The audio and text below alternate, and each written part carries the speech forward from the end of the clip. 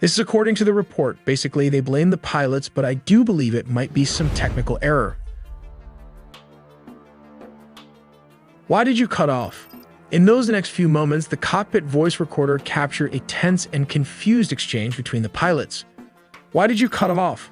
One asked, alarm in his voice. I didn't, came the immediate reply. This short but chilling dialogue reveals a moment of sheer disbelief. Neither pilot appeared to understand what had just occurred. Neither had knowingly taken the action that caused both engines to shut down in midair, just seconds into the flight. The engines wind down. With no fuel flowing, the aircraft's engines began winding down rapidly. The engine speeds, monitored as N1 and N2, dropped sharply. The aircraft, now without thrust, was essentially gliding. But it wasn't designed to glide, especially not this soon after takeoff, and especially not at low altitude. Almost immediately, the aircraft's emergency backup system kicked in. The ram air turbine, a small wind-powered device used to generate emergency hydraulic and electrical power, deployed automatically. This helped maintain minimal control and instrumentation, but couldn't restart the engines or stop the descent.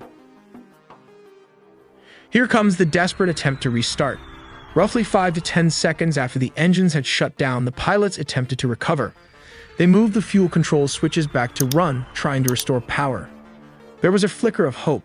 Engine 1 began showing early signs of recovery, but Engine 2 remained lifeless.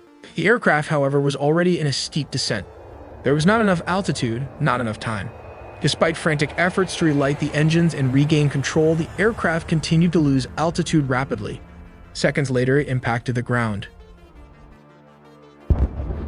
In the days that followed, investigators from the Air Accidents Investigation Branch put this report out. There was no evidence of tampering, no technical faults, no fuel issues. The switches that shut off both engines were found to be mechanically sound. They cannot move on their own. They require deliberate manual force to operate. This meant one thing. Someone in the cockpit had physically moved both switches, but the pilots themselves seemed unaware of having done so.